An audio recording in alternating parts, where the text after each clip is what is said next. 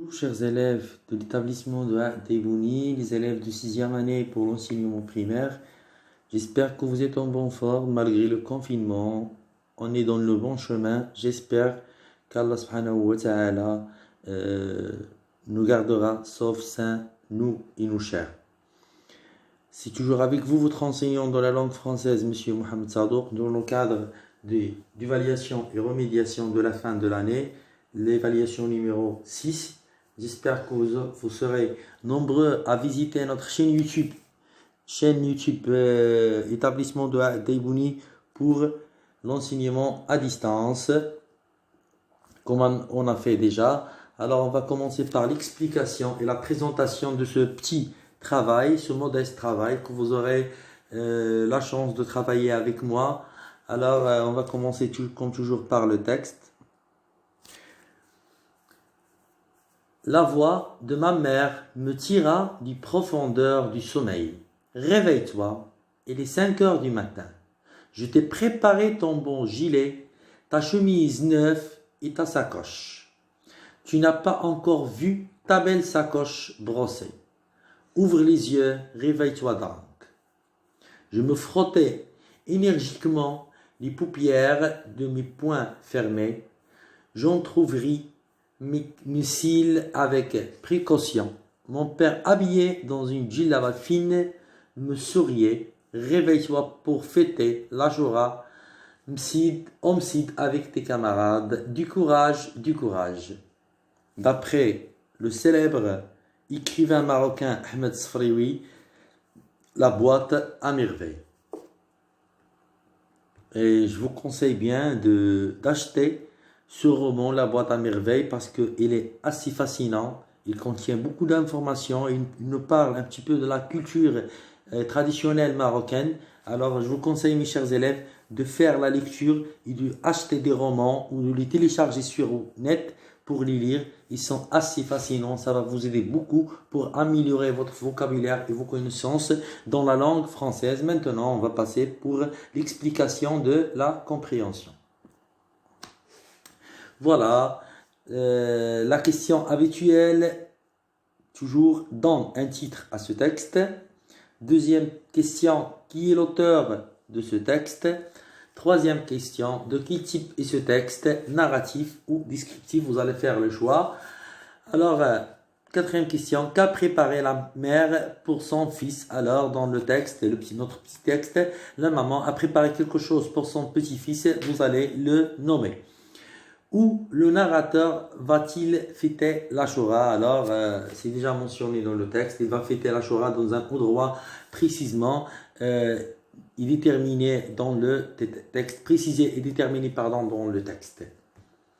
Maintenant, on va passer pour voir la partie grammaire. Alors, de quel type sont les phrases suivantes? C'est une question un petit peu facile. Vous allez indiquer le type de chaque phrase. La phrase A, réveille-toi. Et la phrase B, et que dire de cette fête? Alors, la première se termine par un point d'exclamation. La deuxième se termine par un point d'interrogation. On va déterminer bien sûr le type de chaque phrase. Deuxième question, mais la phrase suivante à la forme négative. On s'est habitué pour essayer d'améliorer votre niveau pour placer les expressions de négation et éviter de commettre des erreurs. Ces enfants fêtent toujours l'Achoura au Msid. Alors le Msid, c'est l'école coranique. Pour expliquer le mot Msid, c'est l'école coranique, l'école traditionnelle qui existait souvent au Maroc, partout au Maroc. Maintenant, ce qui est appelé école coranique, maintenant on a changé le terme de Msid à l'école coranique. Il y en a plusieurs élèves qui vont à l'école coranique pour apprendre le Coran. Mais avant, il n'y avait pas ces écoles modernes, il n'y avait que l'école traditionnelle où on apprend le Coran et l'arabe. Troisième question, relayez les deux phrases en exprimant la cause. Alors, on a déjà étudié la cause. Vous allez relier les deux phrases. Mon père me sourit, point. Il était fier de mes beaux habits. Alors, on va essayer de les lier par une expression de cause qui leur convient. Maintenant, on va passer à la partie conjugaison. Voilà. Alors, la partie conjugaison, tu prendre visite aux membres de ta famille. Alors, on a le verbe rendre. On va le conjuguer au présent de l'indicatif. Deuxième phrase, les enfants s'amusaient à l'infinitif bien. On va la conjuguer au passé composé. Troisième question, nous voir tout le spectacle. On va conjuguer le verbe voir à l'imparfait. Alors, on a deux verbes de troisième groupe et un verbe de premier groupe. Maintenant, on va passer pour voir la partie orthographe. Pardon, on va revenir sur l'orthographe. Pardon. Alors, pour l'orthographe, complète avec E accent E, ER. Alors, soit on va ajouter seulement le E accent du participe passé, soit on va ajouter le E accent et le E de féminin, et à la fin, on peut mettre ER. Le ER, il nous indique l'infinitif. Deuxième question, complète par ce ou ce. Et il n'y en a que deux pointillés. Attention, il n'y en a que deux places. Alors, on ne va pas utiliser les trois homonymes. Maintenant, on va passer pour voir le lexique. Voilà. Première question, donne un synonyme à fêter et un synonyme à habiller. Deuxième question, trouve le contraire de neuf et le contraire de se réveiller.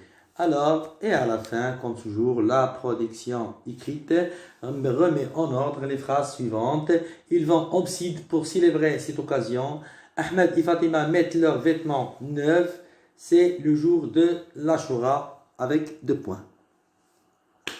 Mes chers élèves, jusqu'ici, je vais vous dire au revoir à la séance prochaine.